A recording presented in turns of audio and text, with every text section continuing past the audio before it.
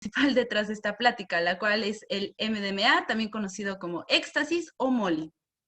Ahora, ya que tenemos una noción de qué es una droga, pues tal vez cuando ustedes tengan o les mencionen el de qué es una droga o les pregunten sobre este concepto, muchas veces o la mayoría de veces la gente tiene una idea negativa o la asocia con algo pues que simplemente no es bueno. Entonces, ya teniendo este concepto, hay que preguntarnos, ¿son enemigas? Regularmente, pues toda la sociedad, nuestros padres o la gente mayor o la gente que pues no es joven, tiene este concepto sumamente arraigado de que las drogas son enemigas. ¿Pero por qué razón? Regularmente cuando asocian la idea de un consumidor de drogas, tienen esta típica imagen que se observa en el GIF de alguien ansioso, alguien dependiente, alguien capaz de hacer cualquier cosa con tal de obtener esta droga. Y bueno, acá es una figura de por qué se ha asociado todo esto, es que justo en los últimos años, acá nada más es una gráfica que se observa de México, pero el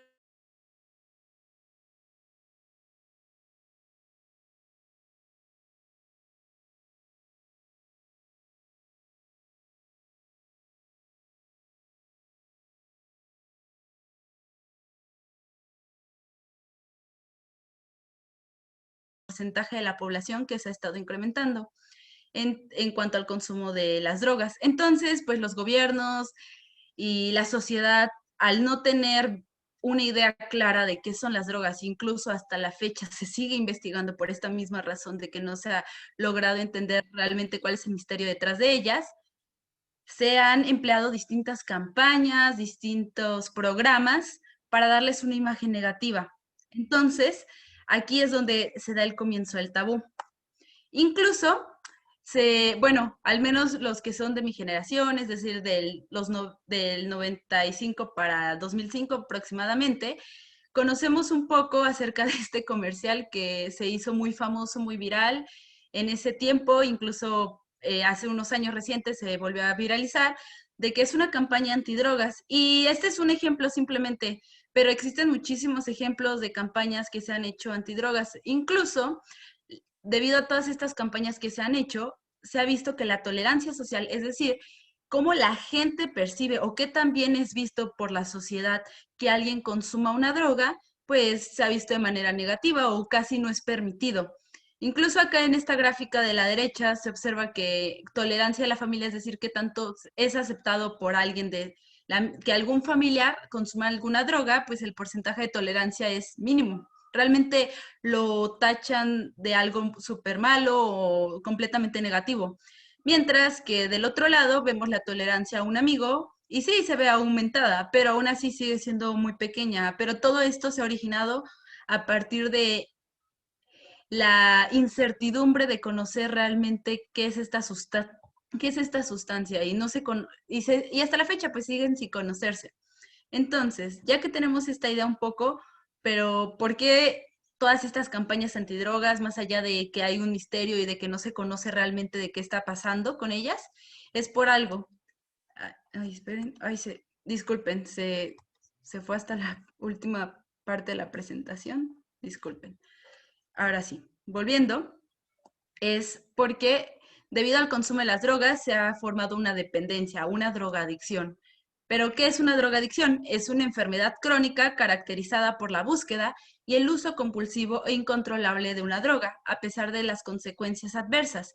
Esta es una definición dada por The National Institute of Health en 2019, recordando que regularmente estas definiciones de la ciencia se siguen modificando año tras año debido a los nuevos descubrimientos que se llevan a cabo. Entonces, acá se ve en esta gráfica la dependencia hacia las drogas en una población entre 12 y 65 años. Acá simplemente es de México para ponernos en el contexto de nuestro país, pero esto regularmente es lo que sucede en todo el mundo o es la misma tendencia alrededor del mundo. Lo que se observa es que hay una mayor dependencia de estas drogas en cuanto a los 12 y 17 años y entre los 18 y 34 años, tanto en hombres como en mujeres. ¿Y por qué razón se da más acá en estas edades? Porque para que se genere esta drogadicción dice que es crónico, es a partir de un cierto periodo que se ha estado consumiendo de manera continua. Es decir, que la gente de estos rangos de edades, si presentan esta drogadicción, es porque desde hace muchísimo tiempo lo han estado consumiendo previamente. Y como vemos, acá entre los 12 y 17 años son justo las fechas o las edades más bien, donde se comienza esta dependencia. Ahora, ya que tenemos estas nociones de dónde surgió todo esto negativo, hay que preguntarnos, ¿cómo se produce la drogadicción? Y aquí es donde entra lo neuro de las cosas para explicarles sobre esto, porque esto se produce en nuestro cerebro. Entonces, para entender de cómo se produce la drogadicción, primero hay que entender cómo es que se comunica el sistema nervioso, cómo es que se comunica el cerebro.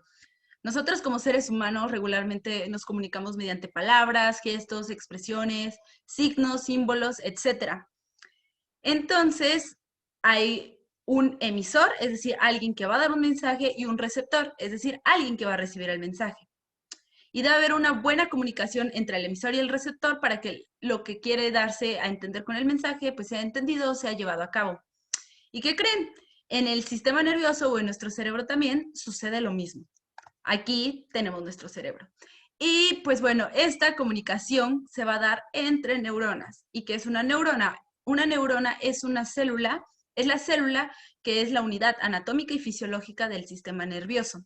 Entonces, por ejemplo, acá tenemos nuestro cerebro. Si hiciéramos un zoom en esa parte o incluso en cualquier parte de nuestro cerebro, tendríamos nuestras neuronas, lo que se conoce como neurona presináptica, que es la de color azul, y la neurona postsináptica, que es la de color morado. ¿Y por qué pre y postsináptica? Porque es antes y después de la sinapsis.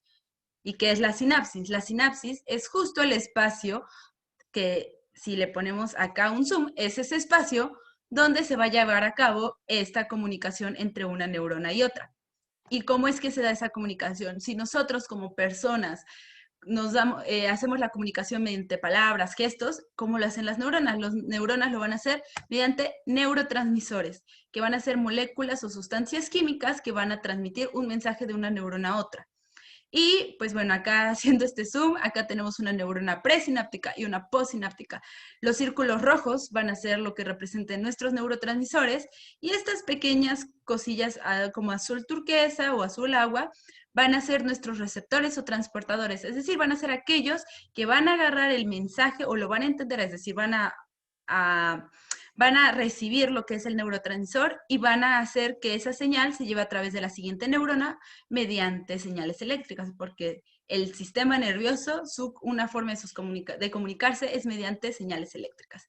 Entonces, ya que tenemos una idea de cómo es que el sistema nervioso se está comunicando, ahora podemos empezar a hablar de lo que va a suceder en la drogadicción. Pero antes de eso hay que entender qué es lo que se activa o qué es lo que permite que se lleve a cabo esta drogadicción. Tenemos, tarán, nuestro sistema de recompensa, que va a ser un sistema, es decir, una serie de conexiones que va a dar una respuesta específica, una respuesta determinada a cierta conducta o hacia cierta respuesta. Entonces, acá lo que tenemos es nuestro sistema de recompensa de manera simplificada, porque pues tiene muchísimas conexiones, ya que el cerebro se encuentra conectado en muchísimas zonas y de muchísimas maneras, pero estas son como las estructuras principales. Entonces, acá tenemos lo que se conoce como el tallo cerebral, y acá vamos a tener, por esta zona van a llegar todos nuestros estímulos, ya sean de manera externa, ya sensorial, de manera sensorial, ya sea por nuestros 5 sentidos, o de manera interna, no sé, por ejemplo, esa sensación de sentirse a gusto, o un poco triste, un poco más relacionado con lo emocional. Entonces, acá lo que tenemos es de que todas estas señales, esperen, voy a poner mi puntador, listo, ahora sí. Van a llegar todas nuestras señales por acá y van a llegar a este núcleo o esta zona que se va a llamar el área tegmental ventral. Esta zona va a ser la que reciba toda esta comunicación y va a mandar señales hacia todos los lados de este sistema de recompensa, incluso a otros lados, pero ahorita vamos a enfocarnos en esto. Entonces, después de mandar estas señales que recibió, las va a mandar hacia el núcleo accumbens, el cual va a ser nuestro centro de placer o el núcleo principal del placer, debido a que el sistema de recompensa es lo que va a dar origen, esa sensación de placer o de sentirse a gusto.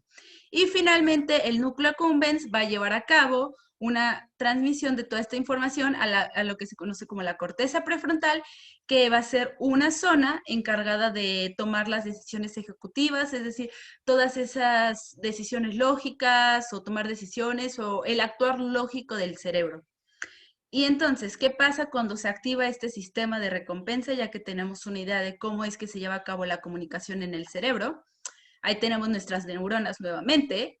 Es decir, que cuando llega toda esta comunicación, todo este sistema va a estar dándose mediante este lenguaje, el lenguaje de los neurotransmisores. Se va a dar y ¿qué va a suceder? Vamos a producir esta sensación de placer, de sentirnos a gusto con nosotros mismos, de estar pues contentos, se podría decir. Y ahora, este sistema de recompensa, ya hablamos de cómo es que se va a activar y cómo es que se lleva a cabo la comunicación. Pero como saben, nosotros, al igual que las neuronas, nos comunicamos, pero no solamente hablamos un idioma o un lenguaje, sino que existen una diversidad de lenguajes, de idiomas y de diferentes formas de comunicarnos. Y así como nosotros tenemos eso, también las neuronas lo tienen. Entonces tienen diferentes tipos de neurotransmisores.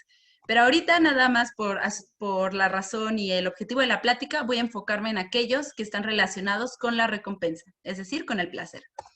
Entonces, primero tenemos la dopamina, que va a ser nuestro actor principal en este sistema de recompensa. La dopamina, ¿qué va a hacer? ¿Con qué se va a activar? Con aquellas sensaciones completamente de placer o de que algo te agrada, el liking como se le denomina en inglés. Entonces, tenemos acá 3 ejemplos. Por ejemplo, este sistema se puede activar cuando consumimos algo que nos gusta, algo dulce como un chocolate, cuando vemos a nuestro perrito, lo acariciamos, o incluso cuando escuchamos música o una canción que nos apasione. Este va a ser el actor principal de nuestro sistema de recompensa, pero también van a haber otros neurotransmisores, es decir, otras moléculas químicas que van a estar activando este sistema, pero ahora va a ser de manera indirecta. Un ejemplo es la serotonina, que la serotonina también va a ser como otro lenguaje entre las neuronas, pero que va a estar regulando más como situaciones de felicidad, va a ser un estabilizador emocional, incluso va a estar activando otras funciones fisiológicas como es el sueño o el apetito, pero también va a estar influyendo de alguna otra forma en este sistema de recompensa. Y después, tenemos otros 2 neurotransmisores que también están muy relacionados con esta sensación de agrado.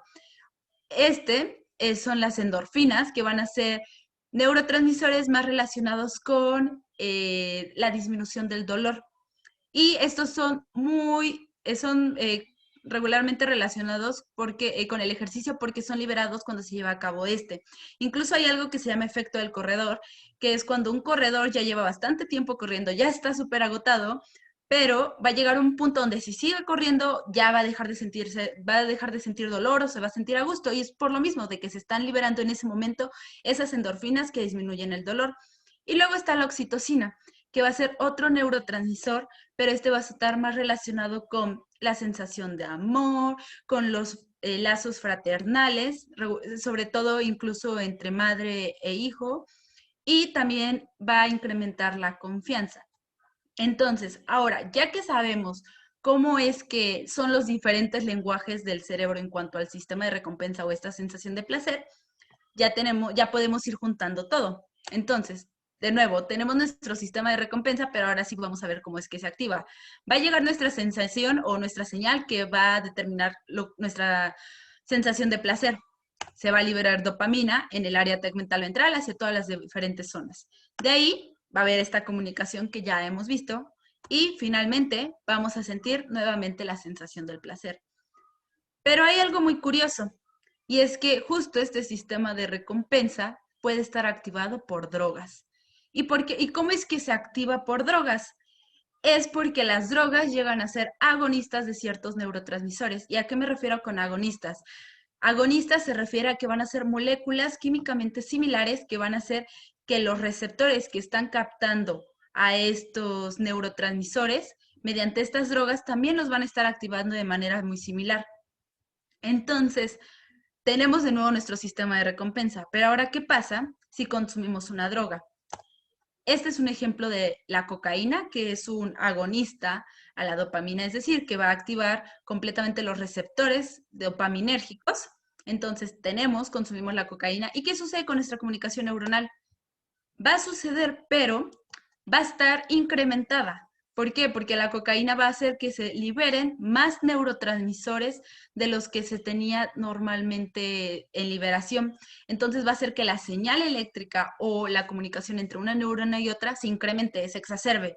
Entonces sí vas a tener una sensación de placer, pero va a estar exacerbada, incrementada, te vas a sentir completamente a gusto. Pero ahora, ¿qué pasa si conforme pasa el tiempo, tú sigues consumiendo esta droga? Esta sensación de placer exacerbada se va a seguir manteniendo, pero va a pasar algo muy curioso en la comunicación entre neuronas. Es que ellas van a ir detectando que es necesario tener ahora sí como un máximo. También las neuronas tienen un límite.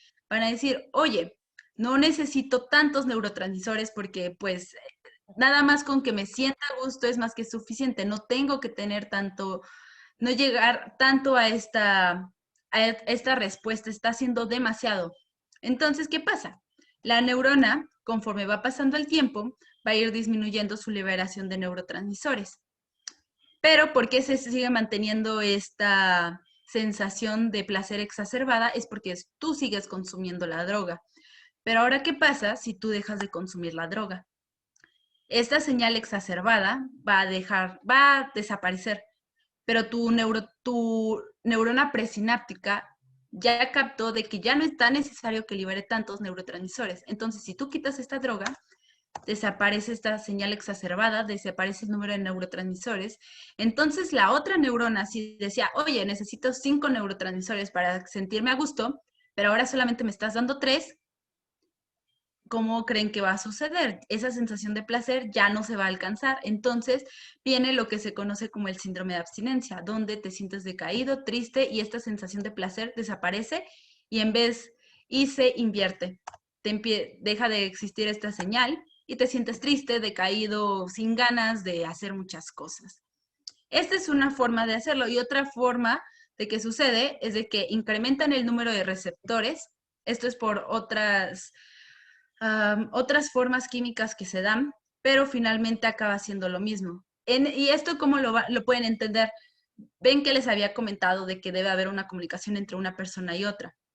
Pero, por ejemplo, si un ejemplo para que entiendan a qué me refiero con esto. Está su profesor y les va a dejar un trabajo en equipo, que va a ser de 4 personas, pero les dice, a cada integrante del equipo le voy a dejar una actividad y todos deben de conjuntar esas actividades para que se haga el trabajo correcto. Pero ¿qué pasa si el profesor habla tan bajito o no se comunica bien o adecuadamente con las 4 personas y solamente se comunica con 2 personas? Entonces, lo que va a hacer es que solamente, por ejemplo, se van a activar o se va a comunicar con estas 2 personas y solamente estas 2 personas van a llevar a cabo el trabajo en equipo, mientras que estas otras 2 personas no lo van a hacer.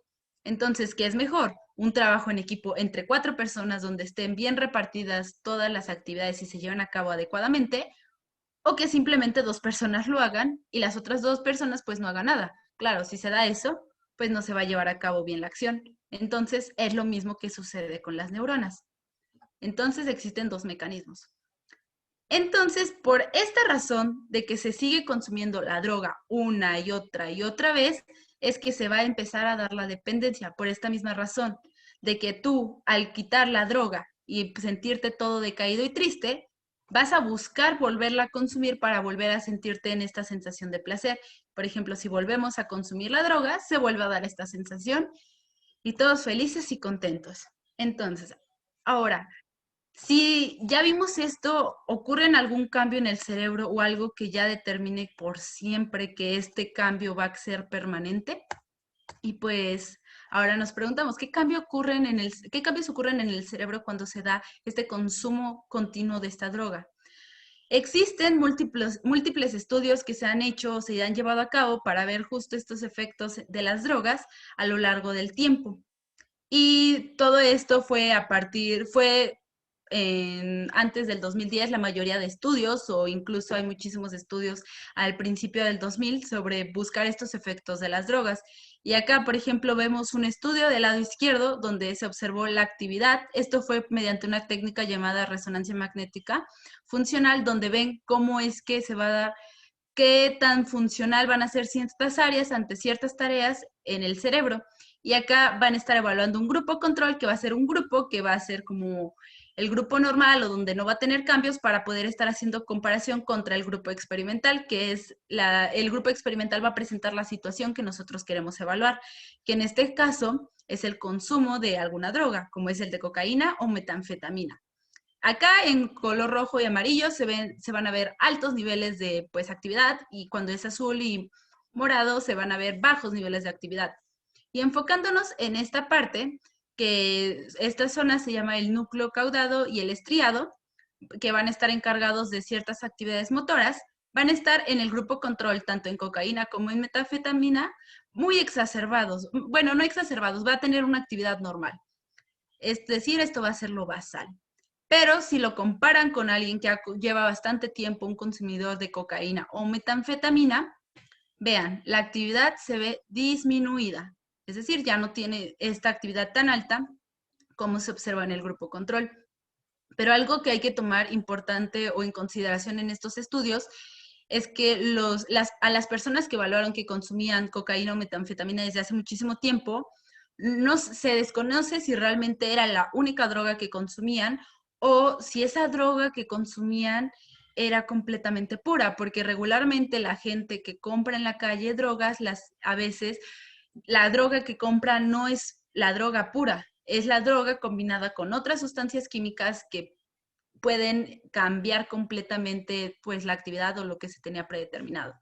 Y acá tenemos otro estudio que evalúa lo mismo, pero ahora son en otras estructuras, y acá lo comparan con un grupo control, pero acá pues nada más muestran al grupo experimental, y qué es lo que se observa, es que acá es al revés.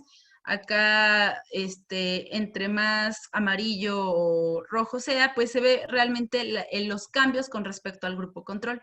Entonces se observa que hay una disminución en esta zona que se llama la corteza prefrontal dorsomedial, y en el núcleo accumbens, que es lo que ya habíamos visto, que va a ser nuestro centro del placer, y también en el caudado. Y estos fueron estudios en humanos. Pero ahora, ya que conocemos estos cambios que se dan, ¿estos cambios van a permanecer completamente o por qué razón? Si ya conocemos que se están dando estos cambios, ¿es que surge todo este problema de la dependencia?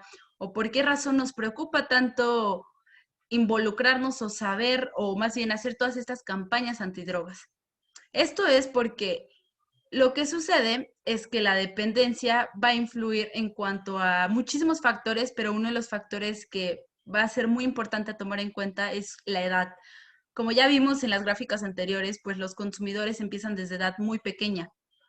Entonces, lo que sucede en nuestro cerebro, a comparación de un adulto cuando estamos jóvenes o cuando somos niños, va a ser muy diferente a cuando somos adultos, porque va a haber un periodo donde va a haber muchísimos cambios.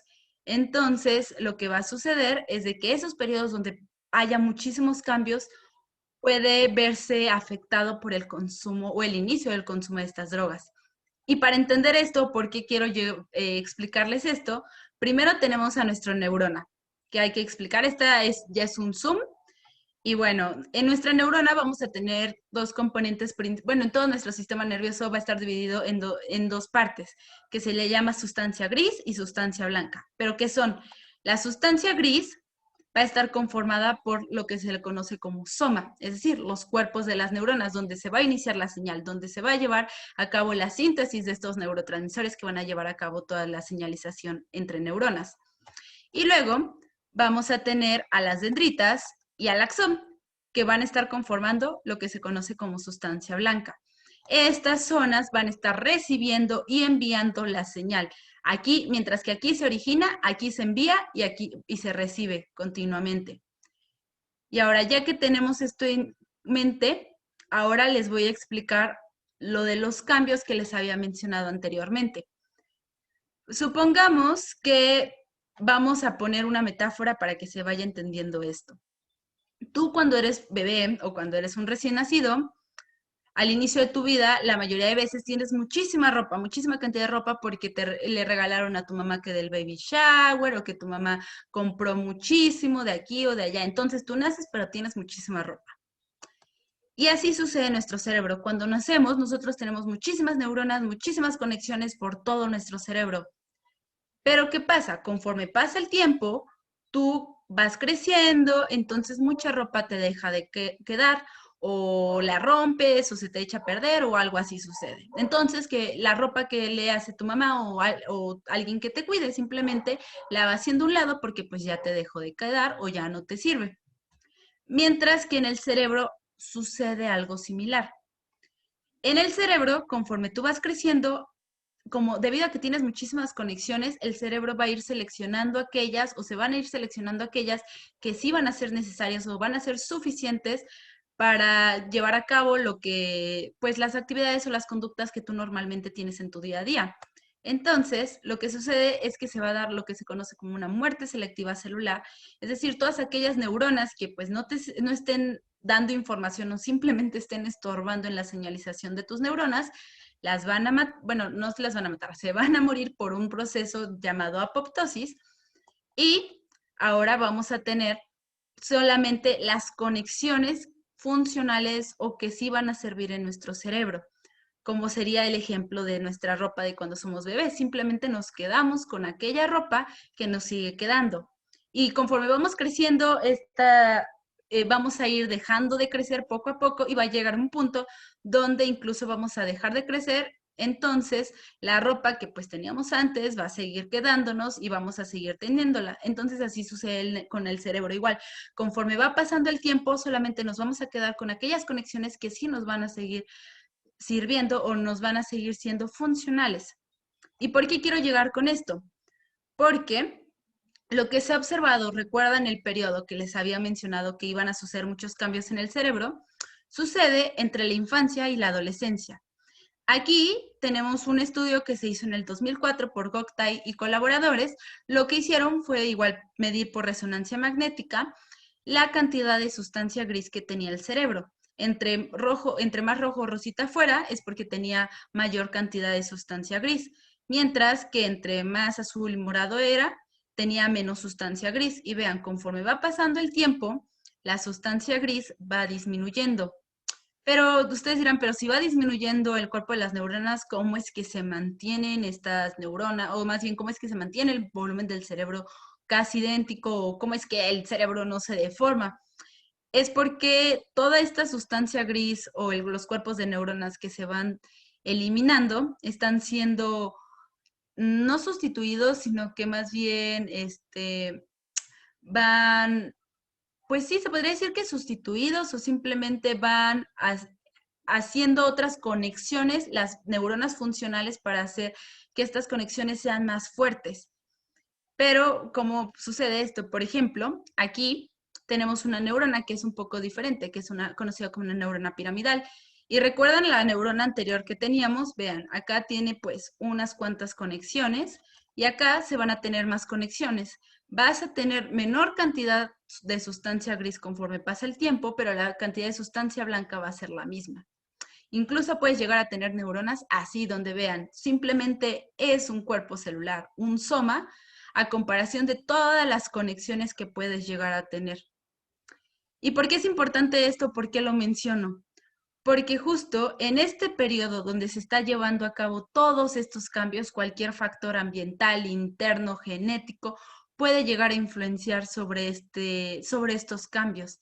Entonces, lo que se ha observado es que si justo se empieza a consumir alguna sustancia, como son las drogas, durante este periodo de edad, puede llegar a tener un mayor impacto que cuando se llegan a consumir a partir de cierta edad, donde los cambios ya no son tan marcados o tan fuertes. Pero todos estos cambios no solamente van a suceder durante ese tiempo de edad, sino que también van a suceder o van a seguir continuando en la adultez. Como acá se observó en este estudio, de que acá es un grupo control, como ya lo habíamos mencionado, igual se evalúa la zona del estriado del caudado, pero ahora solamente con consumidores de metanfetamina. Lo que se hace acá es evaluar a los consumidores de metanfetamina un mes después de que dejaron de consumir la droga y luego van 1 año y 2 meses después, es decir, 14 meses después de que dejó de consumir la droga. Y lo que se observa es que se vuelve a readquirir esta actividad que se había perdido. Entonces, lo que acá quiero dar a entender es que realmente a pesar de que se sigan consumiendo las drogas, se puede volver a readquirir esta actividad por todos estos cambios. Y estos cambios que suceden en el cerebro se les conocen como neuroplasticidad a todo este proceso. Pero estos cambios van a ser muy importantes a lo largo de todo nuestro crecimiento, tanto en la niñez como en la adolescencia, a comparación de la adultez. Entonces, ya que tenemos todas estas ideas, tal vez muchos para este punto piensen que las drogas te hacen más daño que beneficio o realmente concuerdan con todos estos tabúes, ahora con todas estas campañas antidrogas que se han tenido a lo largo de los años, pero ahora hay que preguntarnos, siempre es que se produce la adicción y la respuesta es que no. Van a haber muchos factores, factores biológicos, ambientales, también los mecanismos del cerebro, las vías de administración, el efecto que tenga la droga, la edad donde se empieza a consumir, la disponibilidad, costos y muchísimos factores para ver si se observa la adicción o no. Y también algo muy importante es que va a depender del tipo de droga que se consuma. Aquí en un estudio que se hizo por NUT en el 2007, perdón, con colaboradores, se observó qué tanta relación había con respecto a la dependencia y el daño físico que sufría la persona cuando se consumían diferentes drogas. Y miren, lo que se observa es de que hay drogas que casi no causan dependencia, como es el LSD, el cannabis, que es la marihuana, el éxtasis, que pues va a ser acá nuestro actor principal. Y vean, cuando son drogas como el tabaco o el alcohol, van a producir mayor dependencia que estas. Y la dependencia y el daño físico va a estar incrementado en aquellas que son como la heroína o cocaína. Entonces acá observamos de que la dependencia va a depender de muchísimos aspectos, entonces realmente no se puede hacer un tabú específico por una droga simplemente porque se tiene esta campaña antidrogas, sino que hay que seguir investigando, preguntándose de dónde surge todo esto. Ahora, ya que tenemos toda una idea de esto, ahora hay que preguntarnos, ¿son completamente enemigas? Y aquí es donde inicia lo interesante de la presentación, ya que tenemos todas estas bases. Y es que en los últimos años, pues a pesar de todos los tabúes, de todos los misterios que ha habido, se ha tratado la ciencia ha seguido investigando, indagando acerca de los misterios de estas drogas. Se han publicado diversos libros sobre la marihuana, sobre la medicina psicológica, incluso específicamente sobre esta droga que es el MDMA. E incluso, pues, los diferentes usos terapéuticos que se les ha otorgado. Y ahora, ya que tenemos todo esto, podemos ahora sí enfocarnos en lo que es el MDMA o también conocido el éxtasis. El MDMA, también conocido químicamente como 3,4-metilendioximetanfetamina, si es un trabalenguas, es una droga sintética que altera el estado de ánimo y la percepción. Y su consumo regularmente se lleva a cabo en fiestas, en conciertos de música electrónica o tecno. Pero, ¿cómo es que surgió esta droga o de dónde apareció? Y esta fue descubierta por Anton Kolisch en 1912, que él buscaba desarrollar un compuesto que detuviera el sangrado anormal o suprimiese el apetito de los soldados en el frente. Y por accidente, pues por serendipia, pues acabó sintetizando MDMA. De hecho, hay varias historias curiosas sobre drogas y su descubrimiento que son muy similares a este ejemplo. Y se hizo famosa o se empezó a viralizar el consumo de esta droga hasta 1970 con la onda groovy, con la onda hippie, pues para sentirse a gusto, a placentero en sus fiestas. Y ahora quiero hacer una distinción entre MDMA y éxtasis. ¿Por qué yo puse MDMA en la presentación y no éxtasis en el título? Es porque el MDMA es esta sustancia completamente, es pura, mientras que el éxtasis, su componente principal va a ser el MDMA, pero también puede estar combinada con otras drogas, como es cafeína o metanfetamina. Lo que ahí sí va a cambiar un poco las consecuencias que se den a partir de su consumo. Y ahora, ya que tenemos esto en cuenta y tomando esta idea, ahora podemos empezar a ver por qué es que su consumo es tan popular en ciertas zonas. Aquí es un consumo que se llevó a cabo en el 2014 y, o sea, esto fue hace 6 años. Ahora imagínense si hiciéramos una encuesta a nivel mundial, pues, ¿qué tanto cambiaría esto? ¿Y por qué es tan popular en fiestas o por qué se consume tanto en estas situaciones sociales? Es porque es una droga entactógena. ¿Y qué quiere decir esto, entactógeno? Que es una droga que va a estar cambiando el estado de ánimo o va a incrementar la extroversión de una persona. Y de hecho esta definición se le dio a esta droga porque hay muy pocas drogas que dan este efecto de manera específica. Y de hecho acá están todos los efectos que dan, como es la euforia, la disminución de la ansiedad, la extroversión, la hiperactividad, la dilatación de pupilas, sensación de intimidad y la pérdida parcial del dolor físico. Y ahora, ya que tenemos una idea de cuáles son estos síntomas, o más bien cuáles son, sí, los síntomas que te va a dar el consumir esta droga, ahora volvamos a nuestro cerebro. ¿Recuerdan cómo les había explicado de la comunicación neuronal y los diferentes tipos de neurotransmisores que ocupa nuestro cerebro para comunicarse? Bueno, aquí el MDMA también va a ocupar diferentes neurotransmisores para llevar a cabo nuestra acción en el cerebro. El principal neurotransmisor que va a ser la serotonina. ¿Por qué? Porque el MDMA va a incrementar la liberación de esta en una estructura que se llama el núcleo dorsal de Raphe. ¿Y qué va a hacer con la serotonina? ¿Recuerdan esta sensación de placer? De sentirse más a gusto con las otras personas, de sentir mayor afectividad, de extroversión, pues la serotonina va a estar originándolo. Y esta serotonina, todas estas señales que se originen a partir del núcleo dorsal de Raphe, donde se va a estar liberando, van a llegar hasta la zona del área tegmental ventral, que pues es el inicio de todo nuestro sistema de recompensa, y ahí es donde se va a liberar la dopamina, va a incrementar igual la liberación de esta dopamina. ¿Y qué va a hacer la dopamina cuando se consume esta droga? Va a incrementar nuestra actividad, nos vamos a sentir hiperactivos, muy a gusto, desinhibidos completamente. Y aparte, la serotonina también va a estar activando otro neurotransmisor del cual no había hablado, que va a ser la norepinefrina. Y la norepinefrina, ¿qué va a hacer?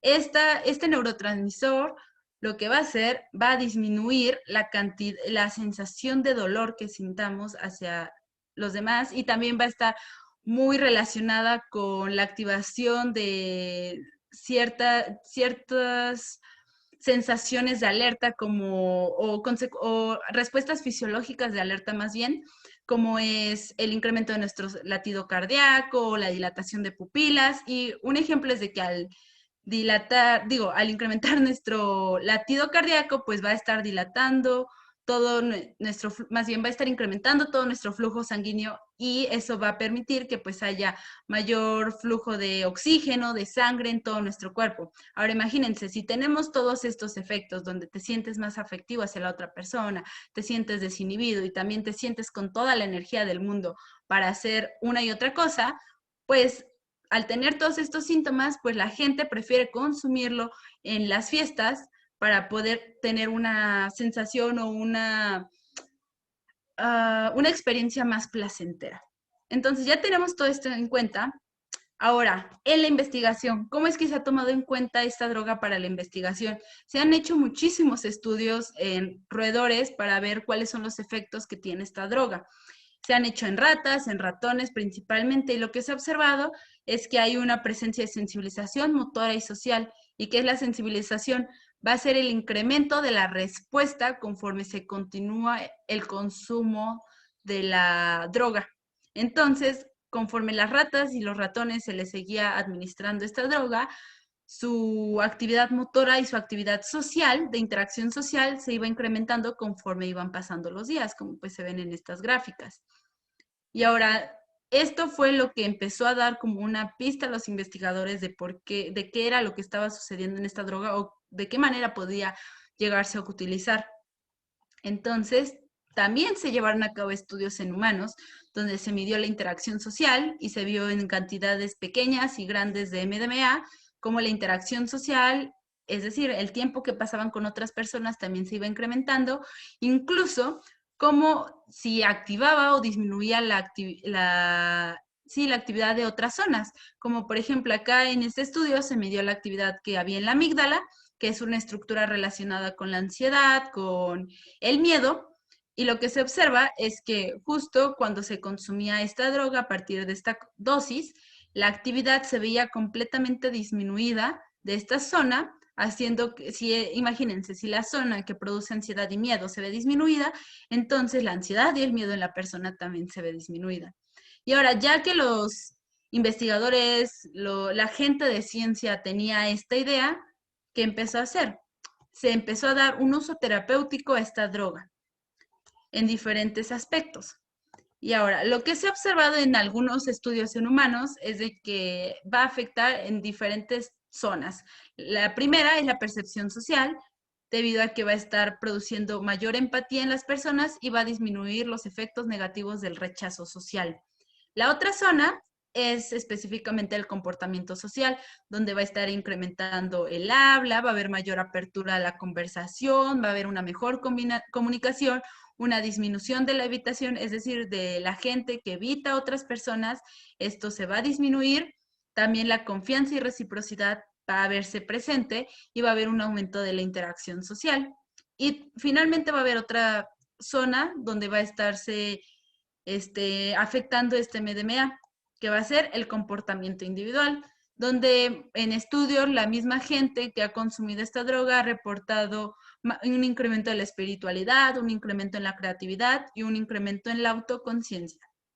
Entonces, ya que se sabe un poco acerca de las consecuencias conductuales que va a dar esta droga, lo que se ha buscado es utilizarla en la terapia, o en la terapéutica más bien. Y han sido en diversas áreas, pero en la principal donde se han llevado a cabo estudios es en la terapia con trastorno de estrés postraumático. También se ha buscado en el tratamiento de, más bien, en el acompañamiento del trastorno del espectro autista, específicamente en adultos, debido a que, pues, como ya habíamos visto en niños, pues el consumo de estas drogas puede cambiar completamente todos estos cambios en el cerebro, y debido a que, pues, aún se siguen investigando y depende, como ya vimos, de muchísimos factores, no se pueden predecir adecuadamente cómo se van a llevar a más bien, de qué manera va a estar influenciando esta droga en los cambios. Aparte de eso, también se ha buscado utilizarla en la ansiedad y más recientemente, pues en la sensibilización, incluso en el alcoholismo, pero eso nada más es como un dato curioso. Vamos a enfocarnos principalmente en estas dos, que es donde ha habido más investigación al respecto. Entonces, ahora con el trastorno de estrés postraumático, primero hay que definir qué es este trastorno. Este trastorno es caracterizado por la imposibilidad de recuperarse después de experimentar o presenciar un evento atemorizante y tiene diversos síntomas, como es la intrusión, es decir, todos esos pensamientos negativos que te llegan de algún momento a otro, te alejas de las personas, también hay estresores, es decir, hay como señales sensoriales que te van a hacer que de un momento a otro te estreses completamente. También de que te vas a sentir excluido, va a haber cambios muy repentinos en tu estado de ánimo, entre otros. Y ahora, lo que se observó es que justamente en este trastorno es que lo que sucede es que la gente se empieza a sentir excluida, empieza a volverse asocial, empieza a no sentirse a gusto simplemente en un entorno social.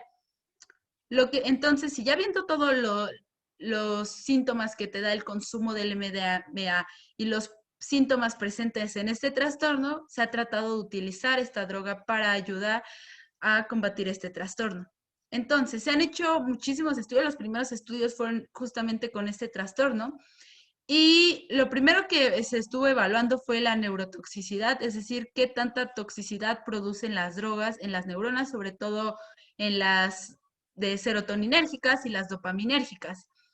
Pero una ventaja de todos esos estudios, igual recordando que estuvo muy presente toda esta campaña antidrogas, es que se descubrió que las drogas son dependientes, esta droga específicamente más bien, es dependiente del tiempo y la dosis, es decir, que va a haber un límite de tiempo y un límite de dosis en la mayoría de la población, que si no se pasa ese límite no va a producir efectos negativos.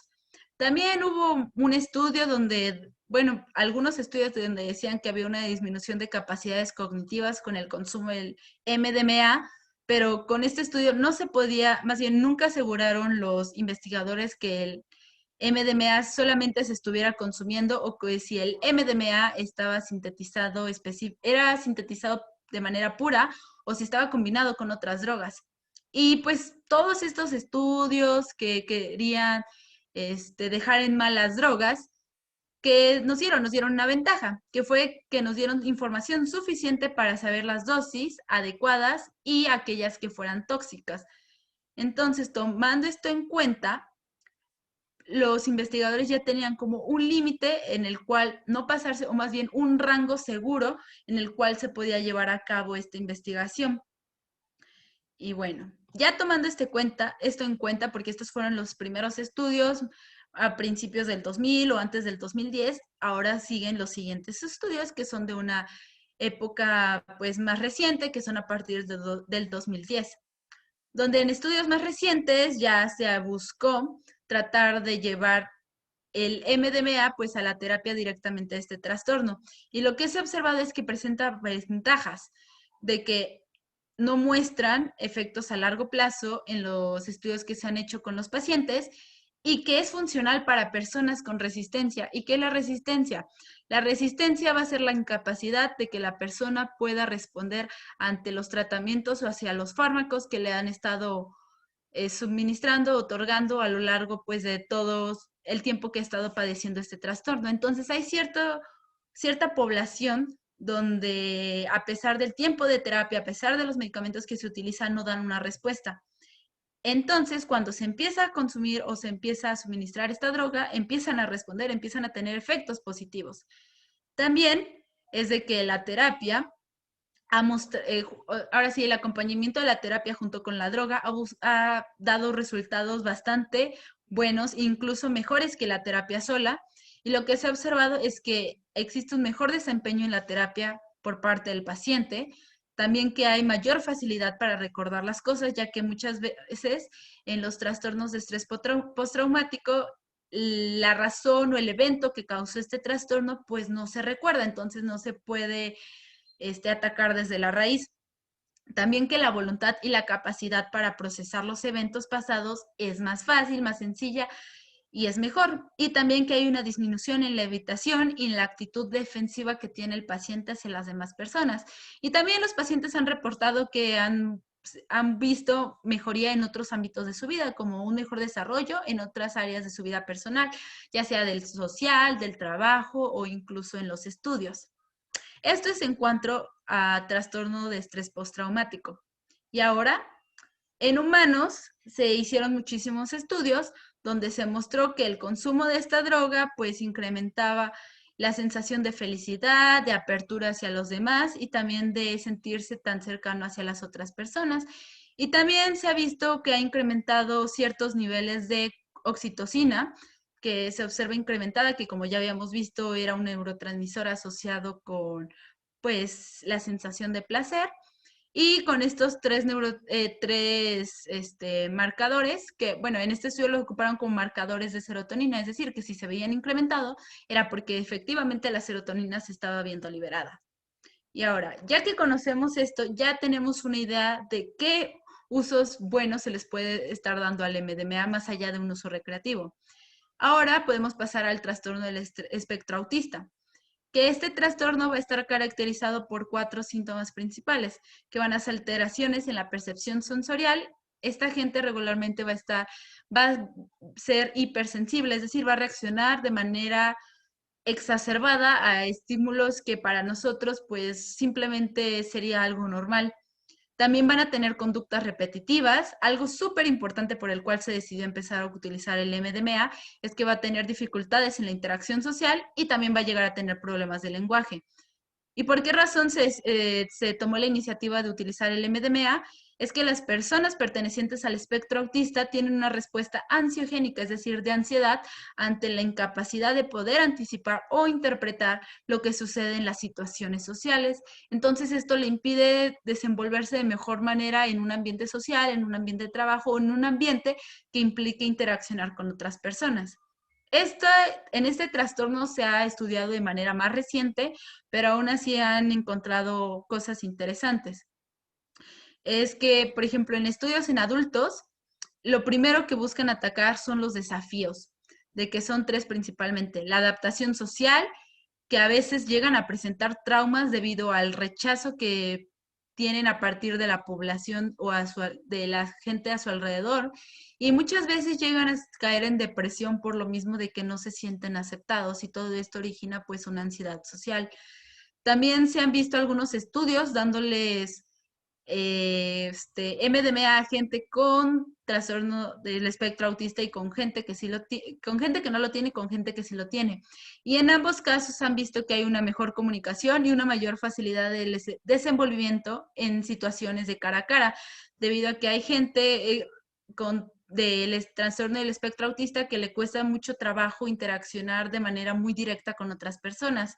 Y ya en otros estudios lo que se ha visto ha sido un incremento en la empatía y la conexión con los demás, más facilidad de comunicación, hay una mayor interacción interpersonal que como ya habíamos visto esto pues se les dificultaba demasiado.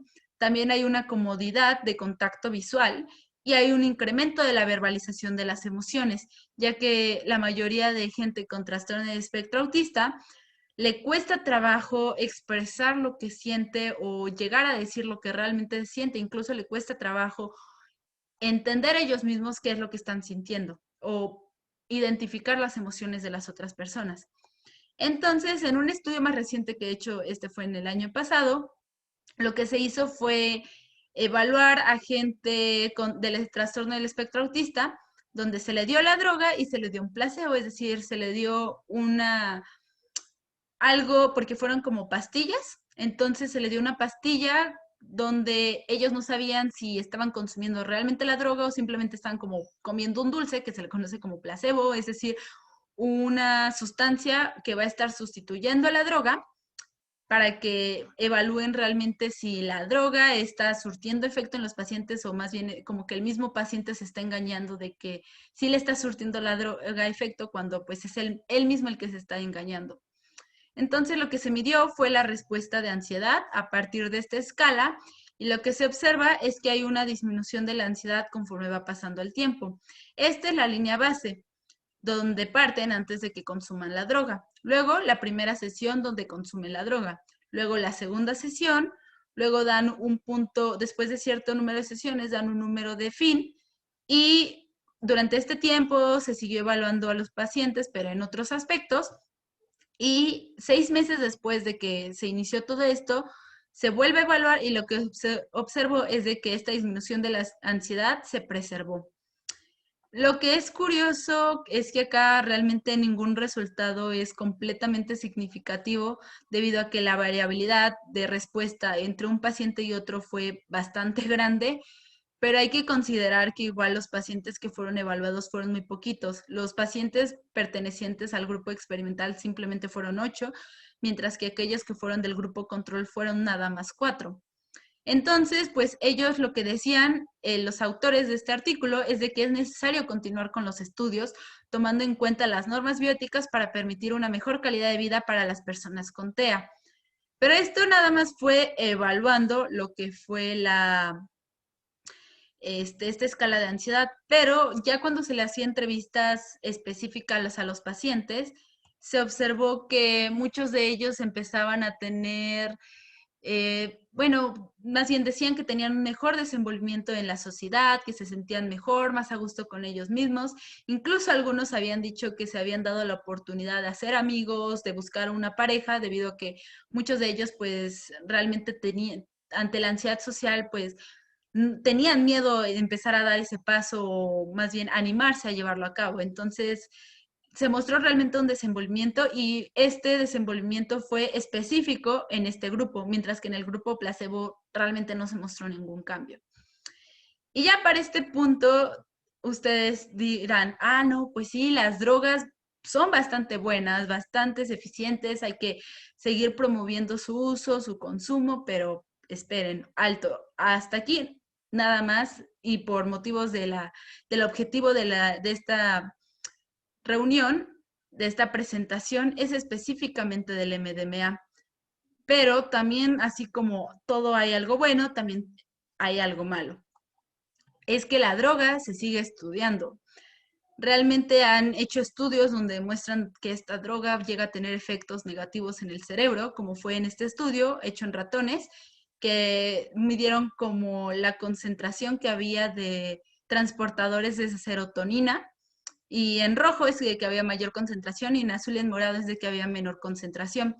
Y acá fue cuando no habían consumido MDMA, aquí fue cuando empezaron a consumir y acá fue ya a largo plazo y que se observa de que hay una disminución en todas las zonas de este consumo. Ante este consumo hay una disminución del transportador. Y también hicieron este estudio en monos para ver pues la cantidad de conexiones y neuronas que había en la corteza visual. Este es el grupo control. Se evaluó 2 semanas después de haber consumido éxtasis y 7 años después de que hubieran consumido. Y lo que reportan es de que hubo un decremento total en el número de neuronas y conexiones 2 semanas después de haber consumido éxtasis y que 7 años después de haberlo consumido se vuelven a recuperar estas conexiones y estas neuronas, pero no se vuelven a recuperar de la misma forma que en el grupo control.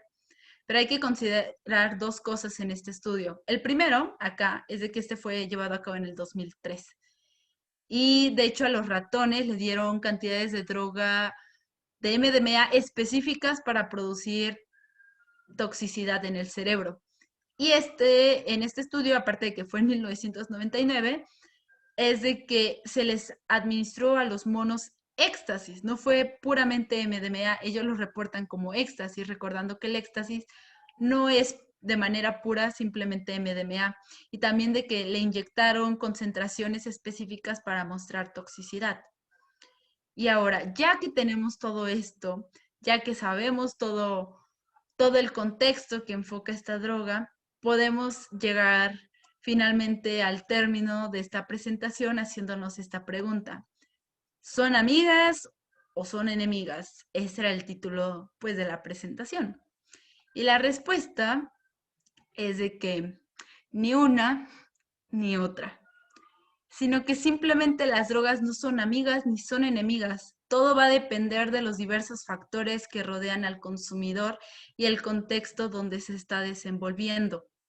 Además, que también todo va a depender de su uso y su consumo sea responsable y de manera consciente. Y para todos aquellos que están muy en contra de las drogas y sobre todo de su uso en la ciencia, hay que tomar esto en cuenta. Cuando las personas están sufriendo y la medicina no tiene una respuesta adecuada, muchos buscarán tratamientos alternativos para mejorar la calidad de vida de aquellas personas que estén sufriendo. Y pues bueno, con esto llego a la finalización de mi presentación. Espero y les haya gustado. Y esta es la bibliografía que consulté. Fue bastante igual para hacerla bastante complementaria y que entendieran. Y pues bueno, aquí están las redes sociales de Lo Neuro de las Cosas, que muchas gracias por haberme invitado. Y acá está mi correo y mi Twitter académico por si gustan seguirme o llegan a tener alguna duda o tener algún tema interesante en el cual podemos platicar. Y pues eso es todo. Muchas gracias.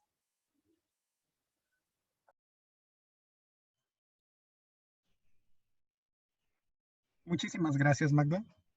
A nombre de lo neuro de las cosas, seguimos aquí con la sesión.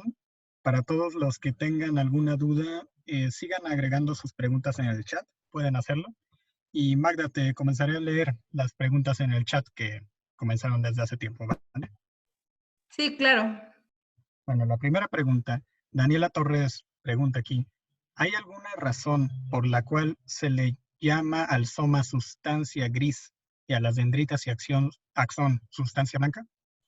Ah, sí, de hecho es justo por la forma en cómo se tiñen específicamente, y sobre todo es porque, regresando un poco a la imagen de la neurona, esta, voy a hacer muchas diapositivas.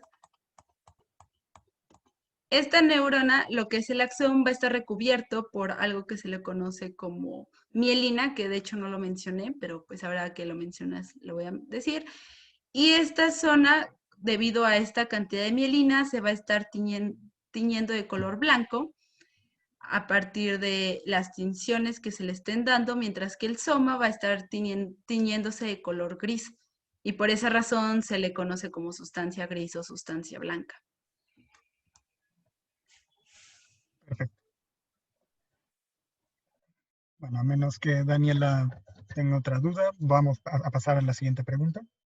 Eh, Esta pregunta viene de parte de Liliana Ortega y bueno, surgió la pregunta en la diapositiva donde tiene el título de Siempre se produce una adicción, porque, bueno, Liliana pregunta si este efecto perdura, el de pasar de adicto a dejar de consumir y a recuperar el estado normal, si eso se mantiene.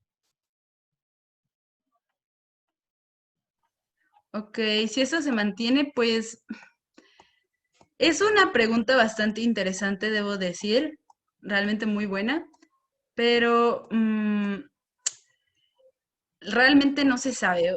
Todo va a depender de la persona. Como por ejemplo, en este estudio, pues ya vimos que se puede dejar, bueno, más bien no, en este estudio se ve nada más la actividad, pero si se puede dejar de ser adicto, pues ha habido casos donde gente deja de consumir droga y que era adicta y ya no siente la necesidad de la droga, pero la mayoría de casos no sucede así. La mayoría de casos cuando ya se presentó una adicción, existe, siempre va a existir ese riesgo de que si se vuelve a presentar esta situación o este contexto social donde se haya asociado la droga o incluso se llega a presentar la droga, la persona está en gran riesgo de volver a pues caer. Por eso están lo que se conocen como las recaídas, que es muy conocido.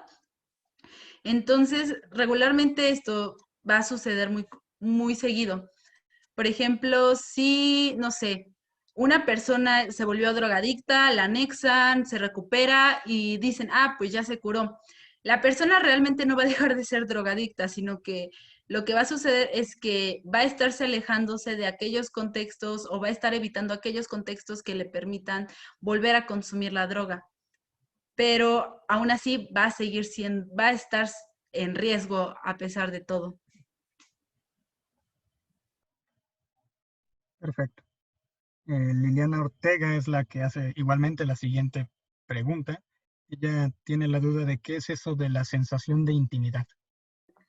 Ah, la sensación de intimidad, pues, en resumen, te sientes más en confianza con la otra persona, sientes te sientes, ¿cómo decirlo? Sientes que la otra persona como puedes llegar a ser más íntimo, es decir, le tienes muchísima confianza, te sientes seguro con los demás, ahora sí como que no dudas de que los demás te vayan a hacer algo o simplemente te sientes pues en completa confianza con la otra persona, sientes una mayor interacción o relación entre tú y la otra persona. Perfecto. La siguiente pregunta surgió en la diapositiva del estudio de Danford de 2019, el de los pacientes con TEA.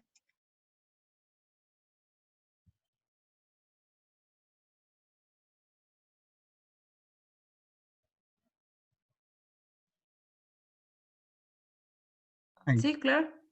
Olga Jerezano nos pregunta, ¿cómo midieron la ansiedad de forma objetiva de los pacientes con TEA que estaban consumiendo MDMA o con el placebo en el estudio? Ah, pues bueno, en este estudio se midió con esta escala que es Leibowitz Social Anxiety Scale, que justamente neuropsicólogos y psicólogos se encargaron de evaluarla. donde justamente esta escala es una serie de cuestionarios donde ya está asegurado de que se van a evaluar diferentes situaciones mediante puntajes para ver la persona qué tan ansiosa está siendo o qué tanto no. Y de hecho esto ya está aprobado, por eso ocuparon esta escala. Y de hecho este estudio se hizo a doble ciego. ¿Y qué es un doble ciego? No lo mencioné. Un doble ciego es de que tanto la persona que consume como aquellas personas que los van a estar evaluando no conocen a qué sujetos, a qué sujetos se les administró MDMA o el placebo, por lo cual evitan sesgos por parte del investigador de que si ellos conocieran quiénes habían consumido MDMA o quiénes habían consumido placebo, podían llegarles a otorgar menor puntaje a ellos y mayor puntaje a ellos en cuanto a esta escala. Entonces, haciendo este doble ciego, permiten evaluarlo de manera más objetiva, enfocándose simplemente en esta escala sin que haya algún sesgo. Perfecto, Magda. Liborio Antonio nos pregunta, ¿hay algún tratamiento alternativo de recuperar la concentración de serotonina luego del consumo de MDMA? Interesante pregunta, pero no, regularmente con el MDMA, supongo que te surgió la pregunta a partir de esto, pero no, con el MDMA lo único que sucede es que se incrementa la liberación de serotonina, pero de ahí en fuera, a menos de que sea como un consumo excesivo, se mantiene igual, pero de ahí en fuera, sí, si ya fuera de manera tóxica, no, pero realmente, si existe algún tratamiento alternativo, debo admitir que esa pregunta, la verdad, no sabría cómo respondértela, pero si gustas, mandarme algún correo, lo puedo investigar y te puedo responder. Perfecto. Yaritza Monroy pregunta, ¿el uso de las drogas en un estado vulnerable como el trastorno de estrés postraumático hace que la persona sea más propensa a volverse drogadicta? Mm, pues no realmente. Si fuera otra droga, sí sería bastante probable que la persona se volviera drogadicta, pero algo curioso del MDMA es de que si recuerdan esta gráfica que les mostré, ¿dónde estaba? Justo esta, vean, el MDMA que está acá, éxtasis, la dependencia es muy pequeña a comparación de otras drogas.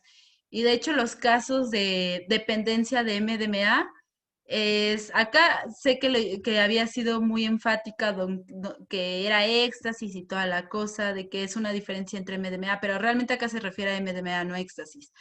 Entonces, son muy pocos los casos donde la persona va a volverse dependiente de esta droga específicamente. De hecho, la mayoría de estas drogas es muy raro que alguien se vuelva dependiente, pero sí, sería probable que se volviera dependiente ante esta situación vulnerable, pero recordando que también la droga que esté consumiendo va a influenciar en la dependencia, pues va a ser muy poco probable que esto suceda realmente. Perfecto. María Sánchez hace la pregunta de cómo es la resonancia magnética o comunicación entre neuronas de las personas con el trastorno de estrés y con espectro autista. En las personas con trastorno de estrés postraumático y trastorno de espectro autista, ¿hay diferencias en la resonancia magnética del antes y después del consumo de MDMA? Ya. Pues fíjate que eso no lo puse en la presentación, pero en cuanto al trastorno de estrés postraumático, sí hay un cambio, de hecho, en la resonancia magnética. Y lo que se observó es que esto lo hicieron, de hecho, evaluando situaciones donde se le presentaba, se le hacía la resonancia magnética a la persona y se evaluaba presentándole situaciones que le producieran o que más bien fueran recuerdos felices versus recuerdos neutros y recuerdos pues que estuvieran enfocados en justo el evento que les había causado este trastorno.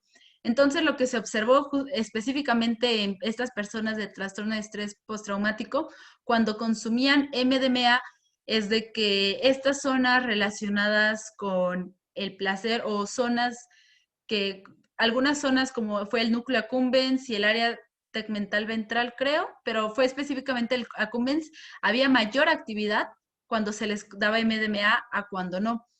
Mientras que cuando se les, eso era en cuanto a se les presentaba los eventos, más bien se le presentaba aquellas claves que le recordaban a situaciones felices.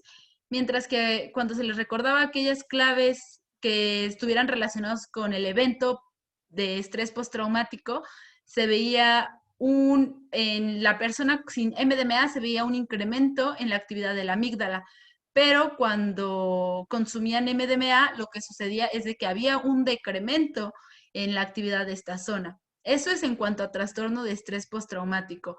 Y en cuanto al trastorno de espectro autista, estudios con resonancia magnética realmente no se han hecho hasta la fecha, debido a que como igual son muy pocas personas las que se vuelven voluntarias para este tratamiento en cuanto a este trastorno y de que también ha sido más reciente, pues no se han llevado a cabo hasta la fecha ese tipo de estudios. Perfecto. José David nos pregunta, se habló de la repercusión en la administración del MDMA en pacientes jóvenes. Uh En -huh. los experimentos realizados con animales, ¿se tiene conocimiento de si las especies estaban ya en una etapa adulta disminuyendo su daño o estaba en una etapa juvenil? Ok, pues no, casi todos son en adultos. El uso de MDMA o también lo que se conoce como adultos jóvenes es justamente como en esta etapa intermedia donde pasan de tener como cambios tan drásticos a cambios pues no tanto drásticos. Ay, me esperan tantito, es que se está acabando la batería de mi computadora, entonces necesito conectarla. Esperen tantito.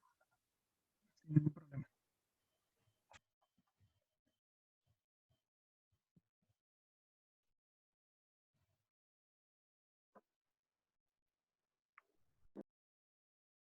Listo.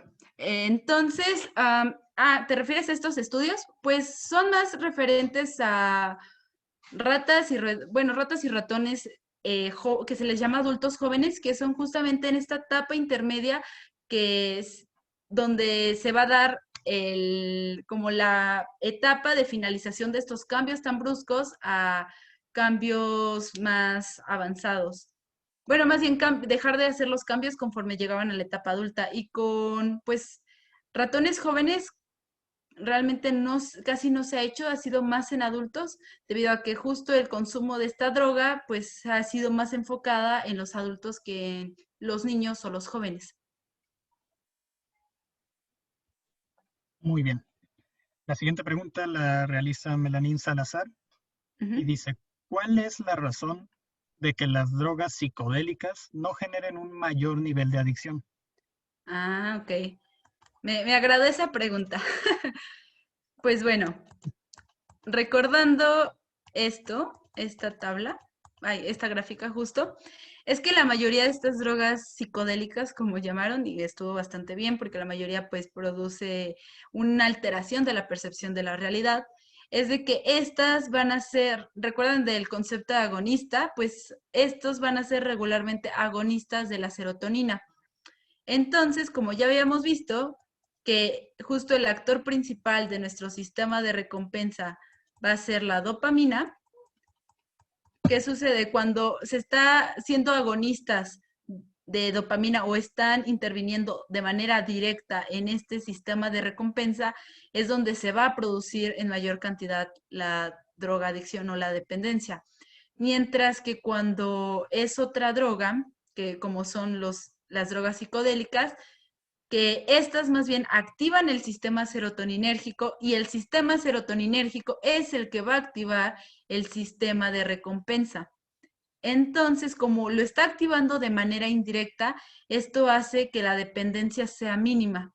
Mientras que aquellas drogas, bueno, en este caso dopamina, pero en aquellas drogas como es la cocaína, que lo está activando de manera directa, esto es lo que va a producir realmente la dependencia. Y de hecho, en el mismo gráfico que está acá, se observa que la cocaína se encuentra acá súper presente en cuanto a los niveles de dependencia, por lo mismo de que va a estar activando de manera directa este sistema de recompensa.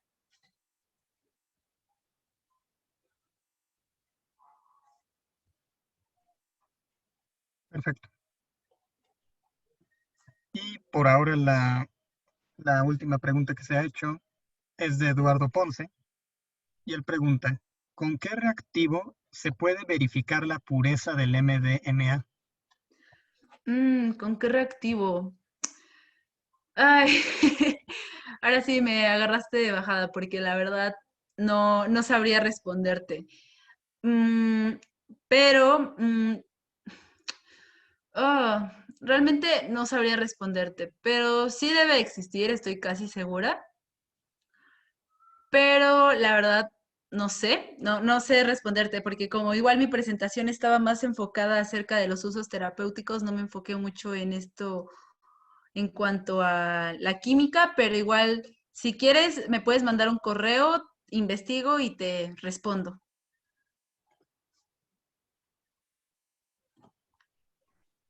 Perfecto, Magda. Por ahora, bueno, creo que no hay más dudas. Si alguien agrega algo, estamos atentos.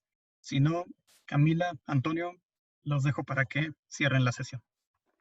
Ah, Sí, espera, espera, hay una, espera. ajá. Henry Alexander nos hace una pregunta. Claro. ¿Crees que si las drogas fuesen prohibidas al 100%, se deberían prohibir también algunos medicamentos como lo son los analgésicos, como la morfina, la oxicodona, la hidrocoda, que tal vez estas sean más difíciles de conseguir, pero lo que es diazepam o lorazepam se puede conseguir en la farmacia con receta?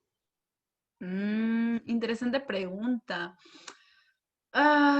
Pues bueno, bueno, investigando un poco acerca de la historia de las drogas, pues realmente eso era lo que pasaba antes de que, bueno, no estaba tan regularizado, pero justamente al principio de estas campañas antidrogas, este, algunos medicamentos se volvieron más difíciles de conseguir, por lo mismo de que algunos de estos tenían estas drogas. Y algo muy interesante es de que había gente que prohibía estas drogas, gente del gobierno, gente que hace las leyes, que decía que estaba completamente, este, ahora sí, no permitían el consumo de estas drogas, pero no sabían que existían medicamentos aprobados por la ley que se vendían en farmacias que contenían estas drogas. Entonces yo creo que pues ilegalizar todas las drogas, pues realmente en vez de dar una ventaja, sería más que nada una desventaja, porque como ya saben, el ser humano siempre está en búsqueda de lo prohibido, de lo no permitido, y pues de que pues ya se ha visto que muchas drogas traen más beneficio que traer algo negativo, como es el caso de la cannabis o la marihuana, de que estas drogas se han visto efectivamente muy útiles para decrementar el dolor, sobre todo en situaciones de cáncer, donde el dolor es tan intenso que los analgésicos o los medicamentos que alivian el dolor no son más que suficientes. Entonces yo considero que realmente pues llevar a cabo eso sería todo un caos, un catástrofe total.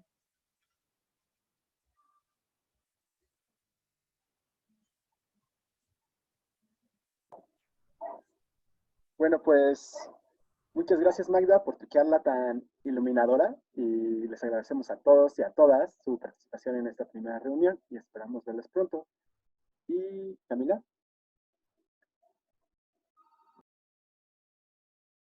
Quisiéramos invitarlos nuevamente a asistir a nuestras presentaciones, en donde ahorita Magda justo está proyectando tanto su contacto como nuestras redes sociales, en donde estaremos mandando, publicando las nuevas pláticas que tengamos. Además de, si en el formulario dijeron que sí querían, les estaremos mandando por ahí las actualizaciones de los eventos que tengamos. Y pues esperemos que igual alguno de ustedes se anime a participar de manera más activa. Y pues muchas gracias por acompañarnos el día de hoy. Es así como damos por finalizada esta sesión y pueden irse en paz. Muchas gracias, espero que les haya gustado.